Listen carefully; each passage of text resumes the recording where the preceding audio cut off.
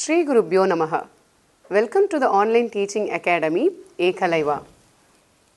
Class 9 Social Science. So far we have been discussing about the lesson electoral politics. In the previous session we have learnt about the different stages of election such as nomination of candidates, campaigning, election campaign and polling and counting of votes. But today we are going to see about what makes election in India democratic. So under this topic we are going to examine the role of the Election Commission in ensuring free and fair election. And also we are going to see about the participation in election, acceptance of election outcome and challenges to free and fair election. So let us begin our session with the Independent Election Commission. So in our country, the elections are conducted by a powerful and independent election commission. So why this election commission is called as independent? Okay, so because the election commission in India, it is an autonomous constitutional authority that responsible for administering the election process in union and the state government. And also this election commission of India, it administers the elections to the Lok Sabha, Rajya Sabha and the state legislative assemblies and also the offices of the president and vice president. And the article 324 of our Indian constitution explains deeply about the functions of the election commission. So it enjoys the independence. So it enjoys the same kind of independence that the judiciary enjoys. And the head of the election commission is called as Chief Election Commissioner.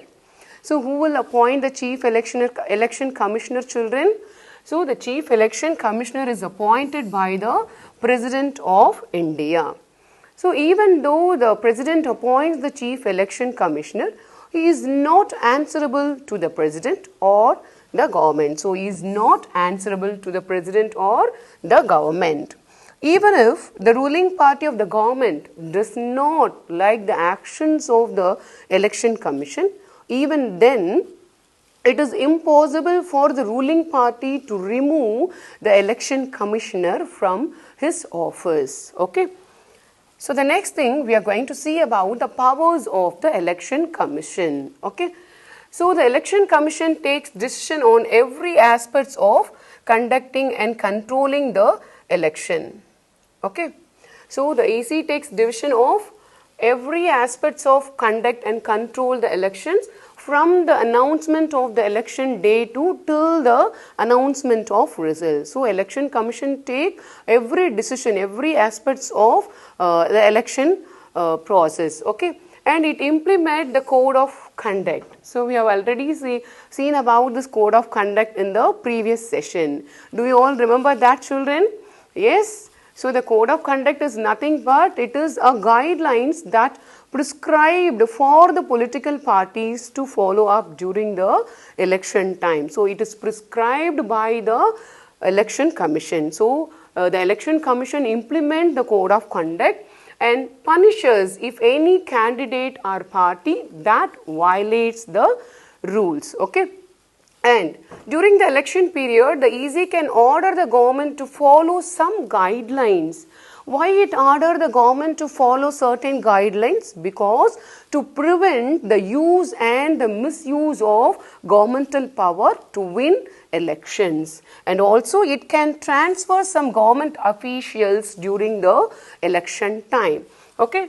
And when on the election duty, the government officials will work under the election commission and not under the control of the government. So when on the election duty, the government officers will work under the election commission and not under the control of the government. Okay. So now we are going to see about the people's participation in election. So how can we measure the people participation in election, children? So we can measure it by the voters turnout. Okay. So what does the voters turnout indicates? Just a minute. Okay. So the voters turnout indicates the percentage of the voters who actually cast their vote on the election day. So we can usually measure the people's participation in election by the voters turnout. So this voters turnout indicates the percentage of the people who cast their vote actually on the election day. So now we are going to have a comparative study between the Western democracies and India about the voters turnout. Okay. So for the past 50 years, the voters turnout in Europe and the North America has been declined. But in India, the voters turnout has not remained stable or actually gone up. So it has actually gone up. Why? What is the reason for that? So let us discuss now. In India, the people's participation, the poor people and the illiterate and the underprivileged people, they vote in large proportion than the Western democracies. That is why the India have the highest turnout rate in the election. So in India, listen children, the poor people, illiterate people and underprivileged. Underprivileged means we can mention the handicapped people or the slum dwellers, or we can mention some of the weaker sections of the society. So poor people, illiterate and underprivileged people, they vote large in proportion compared to the Western democracies. For example, if we take USA, the poor people and African American people and Hispanics people, they vote much less than the rich and the white people. So that is how India has highest voters turnout in election. And also we are going to see about the next point. In India, common people attach lot of importance to election. Okay, so in India, people are very much attached to the election related activities, and they also feel that through the election, they can bring pressure on the political parties. So that pressure may bring some policies which is favorable to the people. So in India, common people, they attach a lot of importance to the election process. So they also feel that they are pressurizing by participating in the election activities, they are pressurizing the political parties, and through that they can bring some policies which is favorable to them. And also they feel that their vote matters in the way things are run in the country. And then the next one, the last point we are going to discuss about, the interest of the voters in the election related activities has been increasing over year by year. So if we take the example of 2004 election, more than 1/3 of the people in India are taking part in the election related activities. Of course, in India, more than half of the people are identified themselves as being close to one party or the other political party. So in this way, 1 out of every 7 voters is a member of a political party. So these are all the reasons why the India's turnout in election is the highest one compared to the Western democracies. And the next one we are going to see about the acceptance of election outcome. So what is this election outcome, children? So outcome, it means it's nothing but the result. So outcome means it is a result of the election. Okay. So as we know, in India we've adopted the free and fair election, right? So if we what does mean by the free and fair election? It means the people who are currently in power, they must have a fair chance of losing it, isn't it? And of course, this is one of the feature of the democracy also. Okay, but in India, we adopted free and fair election, and we are going to discuss about the outcomes of India's election. But imagine one thing, children, if there is no free and fair election in a democracy, what will happen to this outcome? The outcome will always favor to the people who are more powerful, right? So we are going to discuss about India's outcome now. So the ruling party routinely lose election in India both at national and the state level. So as we adapted free and fair election, in India, the ruling party often lose the election both at national and the central level. And in US, an incumbent rarely loses an election. In India, about half of the sitting MLAs and MPs are losing the election now. So what is this incumbent? It is nothing but sitting elected representatives. Okay.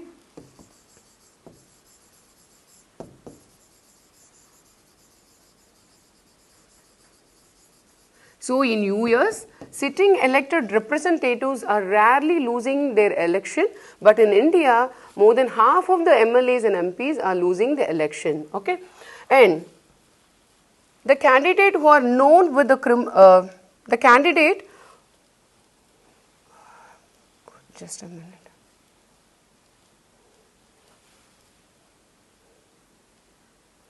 So the candidate who are known to have spent a lot of money on buying votes, and those who known with the criminal connection often lose the election. So of course it will happen in India, it will happen everywhere. The candidates who are having the criminal connection and those who are spending lumps amount of money in buying votes from the people, they often lose the election. And the electoral outcomes are usually accepted as people's verdict by the defeated party. So if any party defeated in the election, that party will accept that outcomes as a people's verdict. So what is this people verdict? It's nothing by people's decision or the judgment. Okay.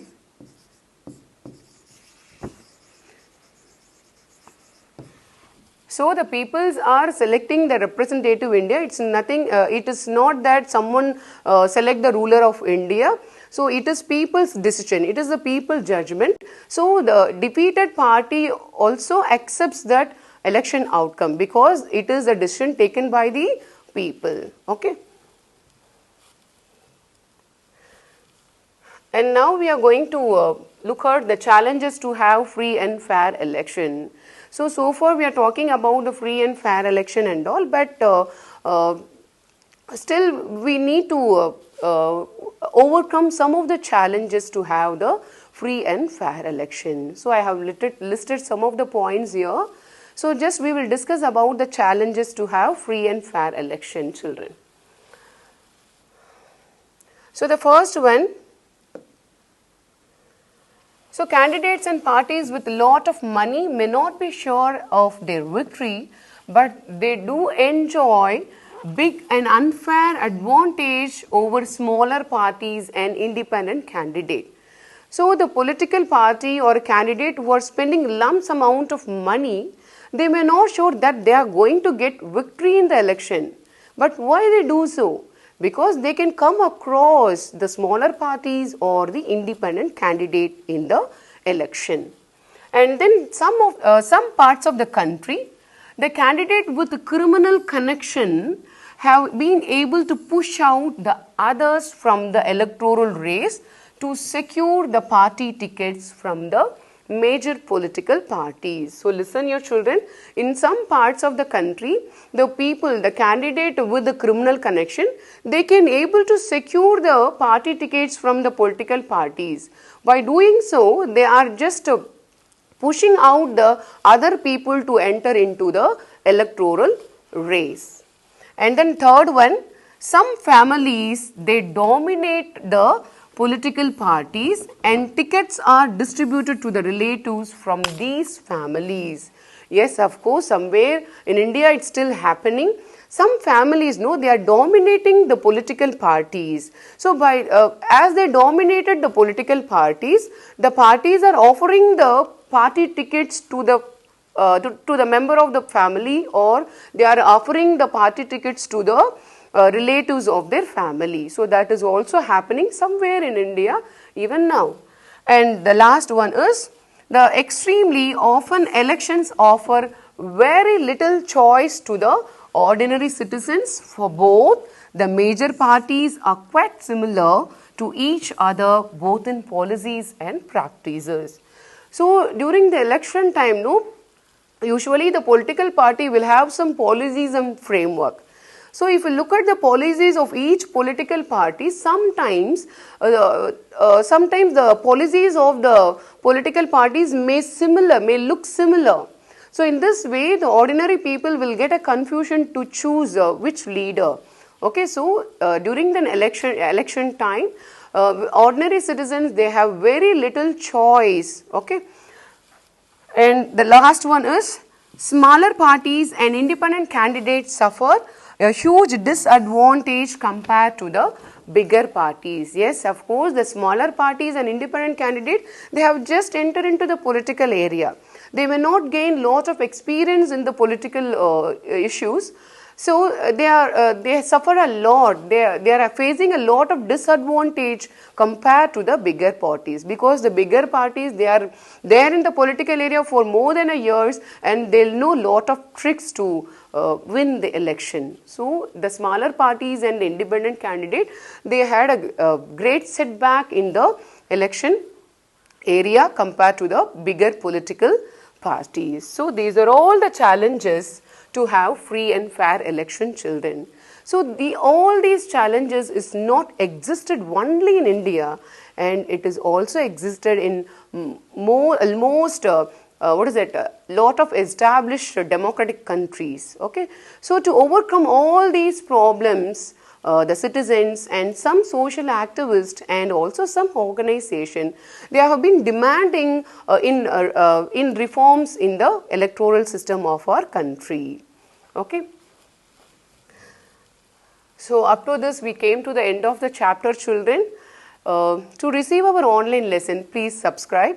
Please press subscribe button and you will get the latest notifications. Thank you, children.